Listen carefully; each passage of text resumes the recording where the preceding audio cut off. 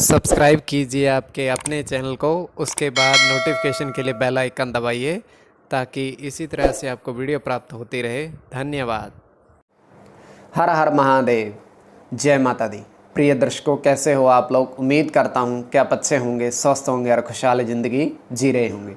और ये मैं हमेशा प्रभु से आपके लिए प्रार्थना भी करता हूँ, करनी भी चाहिए कि आप सब अच्छे हों, स्वस्थ हों, खुशहाल हों, आपका जीवन खुशहाली भरा हो, समृद्धि भरा हो, आपके जीवन में कोई कष्ट, कोई परेशानी ना आए, यही हमारी कामना है। तो एपिसोड पसंद आए तो आप लाइक ज़रूर कर दीजिएगा, आपका धन्यवाद। तो आप सब्सक्राइब कर लीजिएगा ताकि इसी तरह से आपको वीडियो प्राप्त होती रहे। और आज अष्टम नवरात्र है, माँ के महागौरी स्वरूप की पूजा की जाती है, उनका जप तप ध्यान किया जाता है, कन्या पूजन किया जाता है और माँ को मीठे का भोग लगाया जाता है।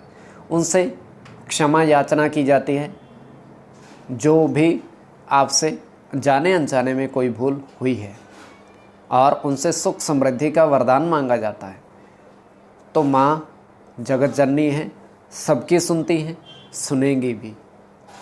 तो आप जब तप ध्यान दान करिएगा समर्थ अनुसार, तो जितनी आपकी समर्थ है उतनी आप ध्यान और ध्यान में लगाइएगा। तो आज कुछ प्रश्न भी हैं और आपका स्वपन भी है। प्रश्न ये था, प्रथम प्रश्न, कोई भी प्रश्न हो निःशुल्क, किसी से कोई धनराशि हम नहीं लेते हैं। अविनाश कुमार जी का प्रश्न, इनका प्रश्न था कि इन्हें क्रोध बहुत आता है, तो इनका उपाय करिएगा इसमें नियंत्रण में करने का। तो सर्वप्रथम तो ग्रह स्थिति के अनुसार जन्म कुंडली जो आपने भेजी है मंगल लगन में है, और जब मंगल लगन में होते हैं तो क्या होता है? जल्दबाजी, निर्णय क्षमता भी कमी है आप में। निर्णय लेना है, एकदम से लेना है और नुकसान भी उठाना है, क्योंकि शत्रु राशि का वृषभ राशि की मतलब आपकी वृषभ राशि वृषभ लगन की आपकी कुंडली है, और लगन में ही मंगल बली होकर बैठे हुए शत्रु राशि की, और आपको जल्दबाजी में निर्णय में हमेशा नुकसान होता है। और साथ में बैठे हैं राहु, गारक योग। तो आपको क्रोध तब आता है जब आप निर्णय एकदम से लेते हो और सटीक नहीं बैठता, क्रोध अपने आप। इसके लिए आपको खुद को भी प्रयास करना चाहिए और उपाय भी हम आपको बताते हैं। हनुमान जी की शरण में जाइए, सीधा सा उपाय है, बजरंग बाण या सुंदरकांड का पाठ करो आप, और उनसे क्षमा याचना प्रार्थना कीजिएगा। मन को शांति प्रदान तभी होगी। और निर्णय आप जब भी लें, सोच समझ कर ही लें, और कोई भी अपने निवेश जो ज़मीन जायदाद में करना है पूरी तरीके से सोच समझ कर ही, और ये ना हो कि विवाद वाली प्रॉपर्टी आप खरीद लो। तो ये कार्य आप करिएगा। और दूसरा प्रश्न सुमन रानी जी का, ये वर्तमान में अध्ययन कर रहे हैं, पढ़ाई कर रहे हैं, पढ़ाई ये कर रहे हैं अभी, बैंक में जो नौकरी होती है उसको पाने के लिए ये परीक्षा में इन्होंने दी हुई है, और उसके लिए ये परीक्षा दे करके उसके बावजूद और परीक्षा की तैयारी भी कर रहे हैं साथ में।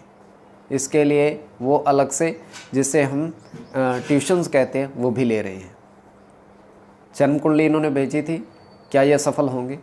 देखिए, 100% प्रभु ने चाहा, जन्म कुंडली से इशारा कर रही है, सरकारी नौकरी का योग आपके जन्म कुंडली में है,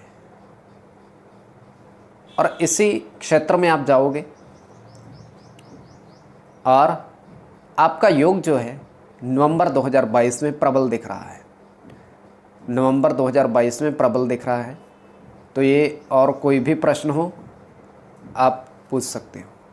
तो चलिए अब हम स्वप्न बताते हैं तृतीय पहर का, ये आपकी दृष्टि के ऊपर किस दृष्टि से देखते हो। और आप सब्सक्राइब जरूर कर लीजिएगा ताकि इसी तरह से आपको वीडियो प्राप्त होती रहे। तो हम देख पा रहे हैं हरे भरे पेड़ हैं